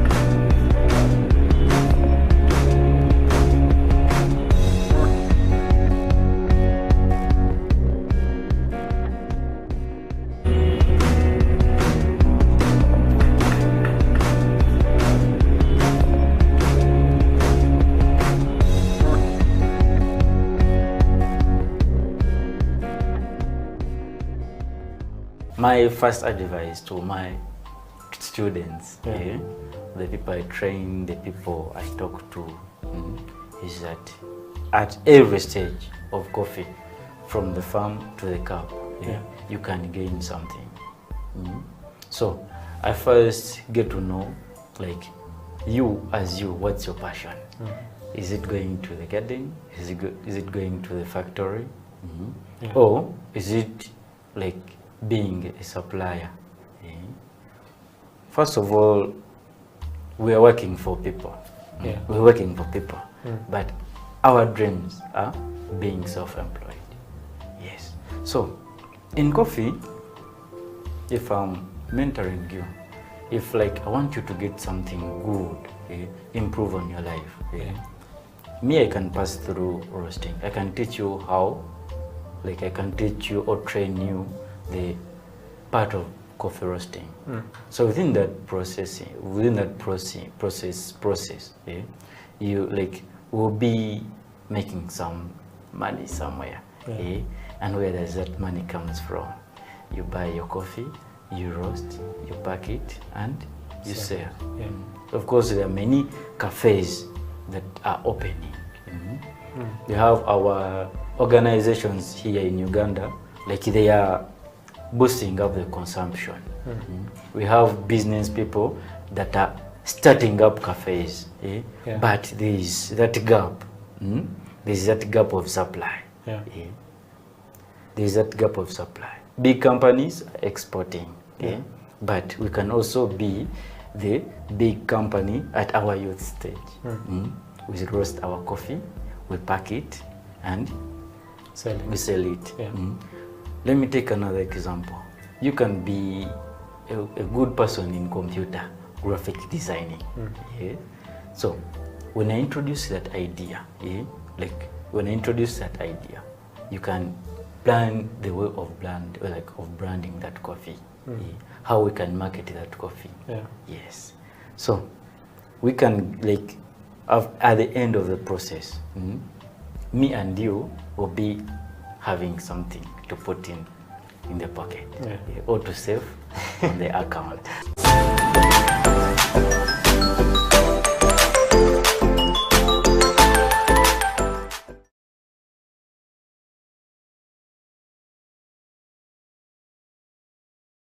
I think it was, COVID hit everyone hard. And if you look at most the teams you've mentioned, City Oil, KIU, JKL, they kind of being professional or semi-professional.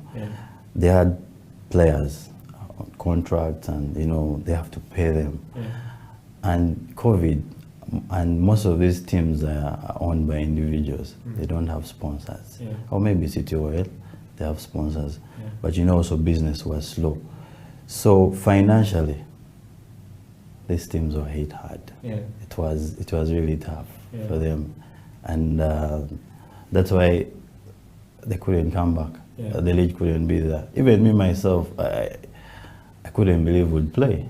Because I realized COVID, you have to go for testing and all this. It's really expensive. Spending 50K on a player instead of giving that 50K to the player to enjoy it. So it was it's financial, because the players don't. COVID has been there. You have to play. You have to pay the player, and he's not on court. So most teams looked at it and was like, no, we don't have that money. It was financial. That one, I can't lie or what, it was a financial issue. So that was the issue.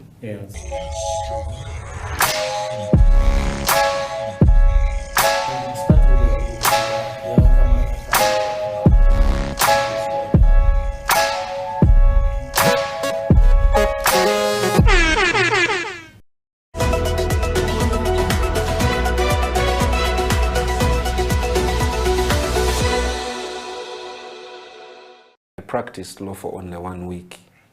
Actually, not even 1 week, I think for 4 days of the first week. And I spent more time writing poems than writing legal briefs.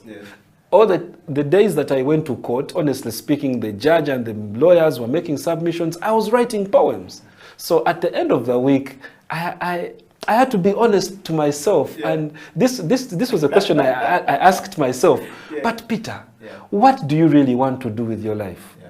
You are at a law firm, but you are writing poems more than actually attending to the legal work. So why don't you? Why are you cheating yourself? So why don't you focus on this thing that you're calling your passion, try to nurture it, and stop living a fake life because you're pretending to enjoy this lawyering thing, but you are not. Yeah. So I went and I talked to at the time I was still at LDC. Yeah. I'd graduated, I had a bachelor's in law, and I was studying to get my practicing certificate. Yeah. And we were in term 3. Yeah. And so, but the time, but I was doing some practice, some paralegal work, and I said to myself, I'm not just cheating myself, but I'm also cheating my parents. They had given me tuition to pay, but I made sure I waited for my father to come back home, and my mother was already at home. So I went and I told them, I am done, I am tired, and oh, I didn't eat your school fees. Here is the money. Here is the cash. Yeah. I want to be a writer. Please allow me to drop out of LDC and pursue this thing. And my father asked me the same question, and they were not happy, that to be honest. You could see. I could see. But then they could also understand that I wanted to do something that I wanted. So my father asked me the question, what are you going to do now? My answer to him was, what am I not going to do? And because for me, I saw it as an opportunity to explore every other thing I always wanted to do with my poetry. So be it taking it to studio, be it taking it to theaters around the world, be it publishing it in books. Yeah. I felt I needed the time to grow. I needed the time to unlearn. I needed the time to practice my craft. And so they were not happy, but they were supportive. I mean, there are days I've gone home and I found my mother praying for my book, dedicating it to, and you walk in the house and she's saying, dear God, make my son a successful writer. Yes. So I recognize those efforts that my parents, and the pains that they had to go through to allow me to become the thing that I wanted to be.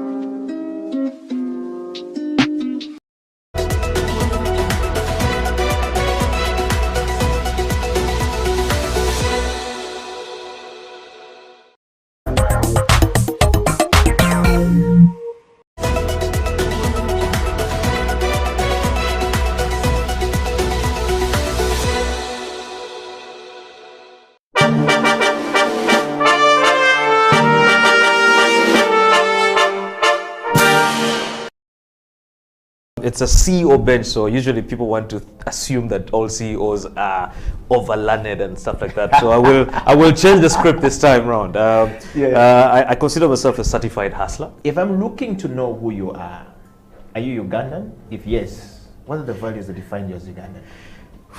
That's the easiest question I think to answer.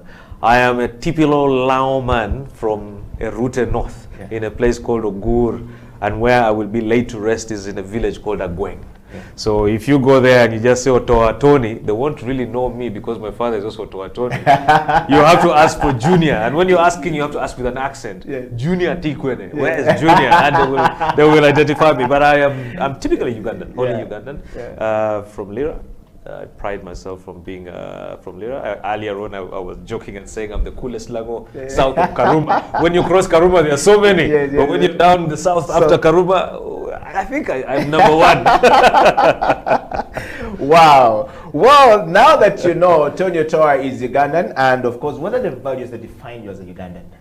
I think it's the love for country, love for nation. You know, truth be told, the country is in a lot of, it's a crisis. Leadership crisis, economic crisis, social crisis. There's so many mismatching areas. But at the end of the day, it's home. You know, you cannot run and abandon your home because of the issues in your home. I think that then creates an opportunity for you to do something to change what's happening and what you see as a crisis. So in terms of what I see as a value, or what I take out of that for me, I think is just the love for country, the need to serve country the best way I can. And I mean, I can't say I can change everything, but the little I can do to create a difference, I think is more meaningful. Wow. Mr. Tony Otoa, growing up, what did you want to be in life? And what was the journey like for Mr. Otoa? Yeah, you know, my father is crazy. My father would call us and he would show me the compass. The idea was supposed to be a pilot. You know, the planes would fly over our house and my father would be like, yeah, you're going to be a pilot. But of course, as you grow, you realize that you have so many things that really define you. I was never a sportsman. So I enjoyed a lot of debate and, you know, a lot of indoor activities. And that is, I think, what really drove me into some of the things that I do up to today. Public speaking, the love for debates and really a lot of intellectual discourse and all this stuff. But besides that, I think it's also the fact that I won't lie. I did not know what I wanted to be.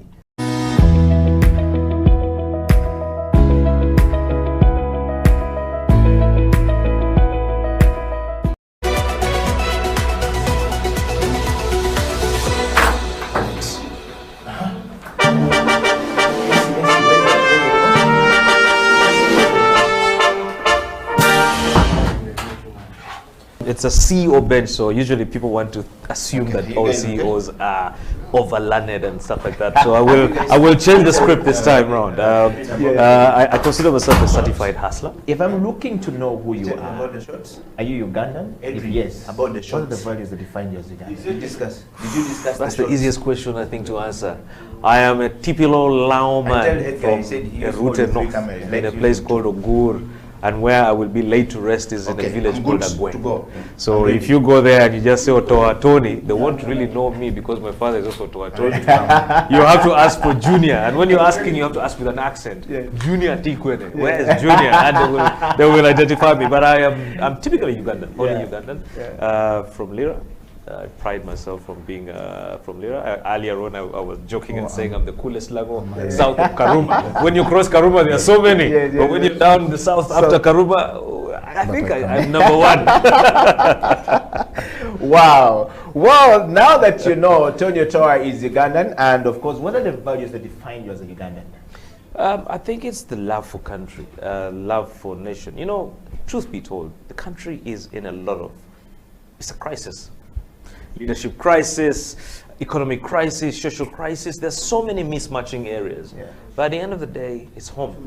You know, you cannot run and abandon your home because of the issues in your home. I think that then creates an opportunity for you to do something to change what's happening and what you see as a crisis. So in terms of what I see as a value, or what I take out of that for me, I think is just the love for country, the need to serve country the best way I can. And I mean, I can't say I can change everything, but the little I can do to create a difference, I think is more meaningful. Wow. Mr. Tony Otoa, growing up, what did you want to be in life? And what was the journey like for Mr. Otoa? Yeah, you know, my father is crazy. My father would call us and he would show me the compass. The idea was supposed to be a pilot. You know, the planes would fly over our house and my father would be like, yeah, you're going to be a pilot. But of course, as you grow, you realize that you have so many things that really define you. I was never a sportsman. So I enjoyed a lot of debate and, you know, a lot of indoor activities. And that is, I think, what really drove me into some of the things that I do up to today. Public speaking, the love for debates and really a lot of intellectual discourse and all this stuff. But besides that, I think it's also the fact that I won't lie, I didn't know what I wanted to be. Completely disconnect VPN.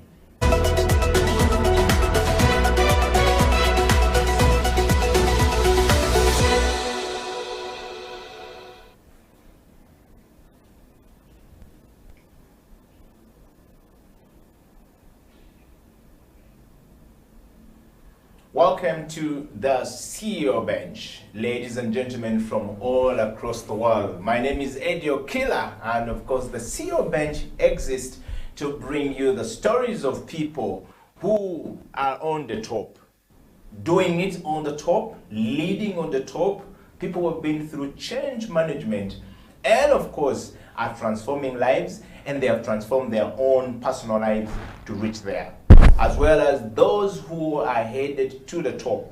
What are their stories? What have they been through? What can we learn from them? Do they have some really interesting experiences to share with us? Yes, they do.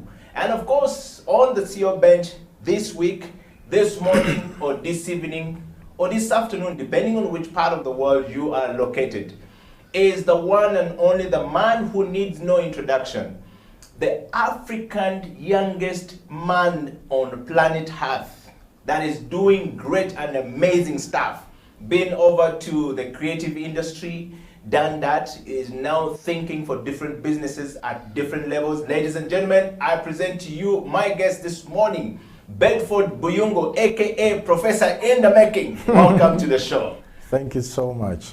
Great to have you on the show this morning. Thank you so much. How have you been? I'm great. You have been overwhelmingly nominated to come back to the CEO Bench.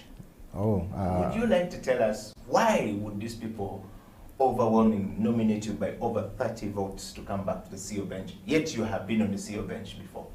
I wouldn't know, but I appreciate them. They are in a better position to let you know. Yeah. Well, thank you very much. Bedford, we want to just go straight to our interview this morning. And of course, I want you to just share with us a few of, you know, the things, the journey, and of course, what you have been through and what you're still going through as a person on the top. The CEO Bench is a very interesting, you know, place to be. We look at things from a different perspective, and I want to just give you a small background to what the CEO Bench is about. One, we focused on individual people who are leaders and in position of leadership. Yeah. The program, of course, is focused on discussion about leadership, change management, and transformation, both at individual level and as well as the corporation levels where you are, as well as the community where you live, and the nation where you lead or where you reside.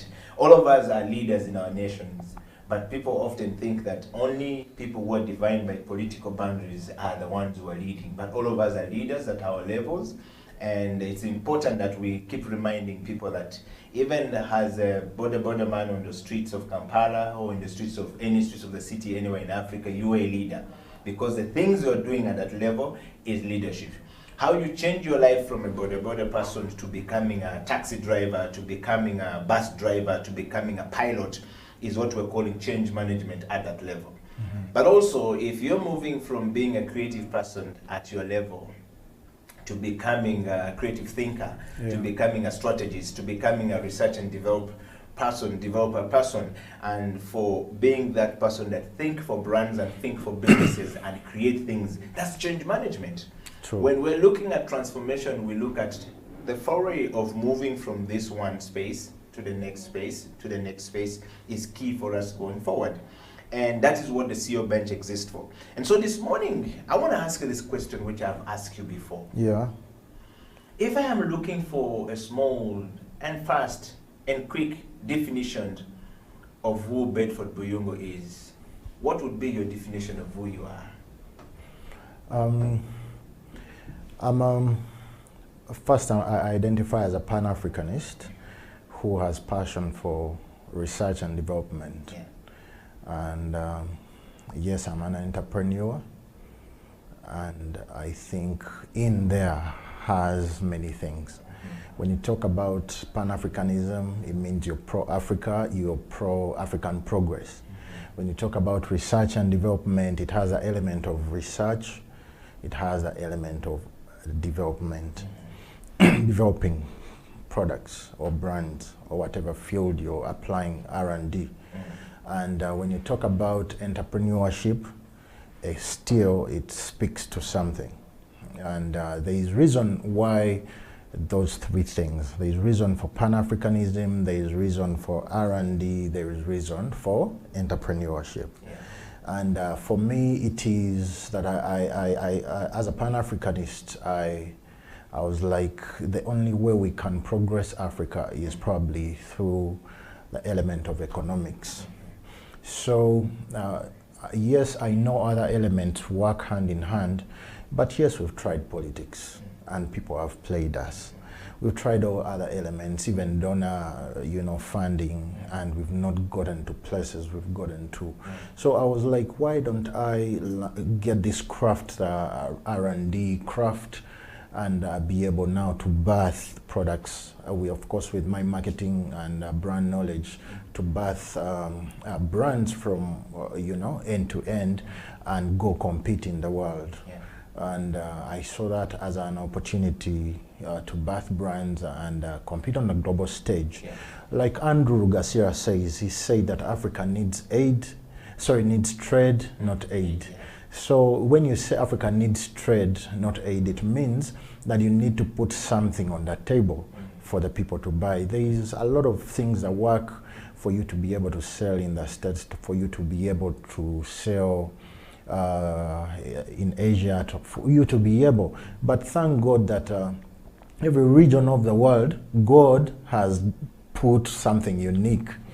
So the avocado that I'm going to sell from Uganda is not the same as the one that someone I'm going to compete with from Asia has. So in a nutshell, and I'm reminding people who get confused of who I am, that I'm simple, a Pan-Africanist who has a passion for research and development and entrepreneurship. Wow. Well, you now know more about Bedford Buyungo. He's more of a professor than just a simple man you know. Of course, if all the professors were as simple as him in their making, I think would go far. And of course, the last time he was here, he said that,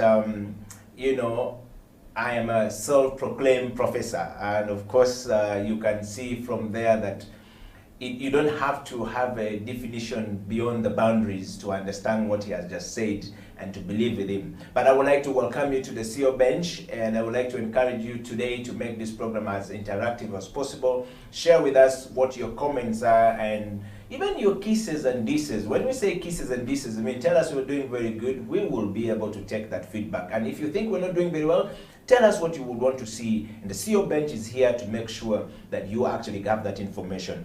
And now straight to our discussion, Bedford. I just want to take you through to a couple of things that people have been talking about. Yeah. You have been the newest CEO on the bench of your company. And by definition of a CEO is not just that you have too many. We often believe that to be at a CEO bench, you need to have many layers of system put in place or structures that put in place.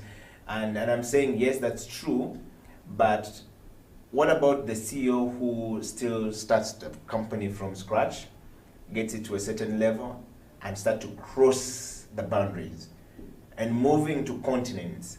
And when you cross to the continent, you of course fully now become the CEO definition we're looking for. And you've been doing this from the Saint Africa. We've seen the brand cross the borders and become something of a development. You're working on another brand called the Voyage Africa, if I get the name very right. African Voyage, which is the boat building company. And the thinking is great. The motivation is great. We just want to start from there. Where do you draw your motivation to think like this from? I partly tackled that in the first question. There's something called vision, and I think I talked about it last time we were here. Yeah. Once you have a vision, then your picture is about 70% clear. The 30% I'll leave it to God. Yeah. So when you have a clear picture, then the Mzungu or the white man says the end justifies the means. When I want to go to Kampala and I'm using public means, I behave differently from the man who is using public means from Kampala to Masaka. One is going far, one is going near. And by default, when you're seated in a taxi and you're going to Ntinda, the normal saying is Momasao. So you know that it's close, but because you're very clear of where you're going, your behavior follows automatically. It means I don't need to greet my neighbor because soon it's going to be the posture even changes. Yeah. When I'm, for example, at the front seat, I'm looking around, and soon I say, conductor, Masao. But the guy going to Masaka or Kigali using Masaka Road, by default, the posture is going to change. The first thing you do is, how are you, because anything can happen along the way. So the vision is very important, and my vision is deeply linked to where Africa is going. And no one has come out to tell us about where Africa is going. The 54 countries have not sat, or African Union, and probably made it clear that Africa needs to be this, Africa needs to be that by this time. It might be there, big documents, but not in one statement that Africa needs to be this. So many of us Pan-Africanists, the doers, the talkers, the many Pan-Africanists, or people who are pro-Africa, everyone has their contribution to African progress. Now mine is deeply linked to African economic, African progress. And since I come from the brand world, marketing world, I decided that I will champion the global brands that are coming from Africa. I know many people have gone before me, but mine is to contribute to African brands and see them compete globally, because I know when the African brands are competing globally, that means jobs, that means many things, and that means good life, good health, many things. Wow. Yeah. Bedford, a lot of the nomination that came this time around to bring you back to the CEO bench were a number of people who started their companies. From the data we're seeing at the CEO bench here, a number of people who started their companies, and just in 2019, some of them had great aspirations. Yeah. They had moved out from their jobs and started something else, and they were doing really great, and they had plans. The visions were clear, the missions were clear, and then the pandemic came from nowhere, and it is accounted for to have started somewhere in China, and nobody saw it making its way in January or by December 2019 and January 2020, it arrived here. Most of us were expecting it to be here a little bit much later because China is really far away from Africa. Yeah. But it made its way here quite faster and quicker. Yeah. And a lot of these companies, a lot of these individuals that started these companies, that moved from their former employment to start these companies, are now facing a big challenge of even extinction and slipping back to employment. Some of them are really running mad, and I'm talking about guys who started the company by employing from 10 to 15 to 20. I met one of them yesterday that says he employs 45 people from when he started, and now he's going to have to cut down everyone because the vision is not going where it's supposed to be. Pandemic has happened. Yeah. How do we help such fellows move forward? How have you been able to do it? Because you've been in the same space. Almost around the same time is when the Saint Africa comes. True. And it rolls out and it's working. what would be the best advice to give from one, the background perspective of a marketer, Yeah. brand developer, Yeah. an advertiser, Yeah. and now an entrepreneur, Yeah. as well as a Pan-Africanist who is thinking from a different perspective altogether? Yeah. Thank you so much for that question, and for the people who nominated me along those lines. It's sad what is happening and what is going on in the world, then Africa, and of course our country. It is sad, and no one saw this coming. But even in what I call such career, there is always a blessing. So I'll start by encouraging these people to accept that the foundations are shaken. Yeah. You did mention around 29 people had started business. I think we were online in 2020. Yeah. South Africa started selling globally in 2020. Yeah. And so the first thing is to accept. So acceptance really takes you far. It means it's going to manage your posture. It's going to influence your posture towards the issues. And I did, when you told me about this, I did write something. Probably that's the reason you call me professor. Yes, it's an interview, but I take the opportunity to teach. And I'm not a professor that has been awarded a degree. It's just a nickname. Yes. So, like I said, the first thing, and our viewers can even get pen and paper, and then we write a few things down to guide us. So I did write 11 points on how to maneuver. I don't know if we have the time to, but I'll be fast. Please. And feel free to interject, and we'll make it interactive, enjoyable, and quite something for our viewers. Yes. So, like I said, mine was to first accept that the foundations are shaken, because now that is going to help you measure, where the cracks are. But if you sail through and like nothing is happening, then you have a problem. Yeah. It's like an ostrich buried their head in the sun and think the whole body is not being seen, but the whole of the body is on the other side. Yeah. So point number 2 is by not making things worse, is to act. Okay. To apply action, to act. And first we said that you accept, and then now we are saying you act. Of course, businesses have different challenges. Like your friend you talked about has 45 guys. He has to think about how to survive the 45 guys, how to lay off the 45 guys. He has different challenges, but it's not just 45. It's the rent, it's the many things. Yeah. So the thing is to act. Act. If you have a rent, then you need to write to the landlord. Is to act. And pick yourself up, be strong. I know where strength is going to come, because it's hard to tell someone who's lost even friends and family to be strong. But we need to be strong for each other.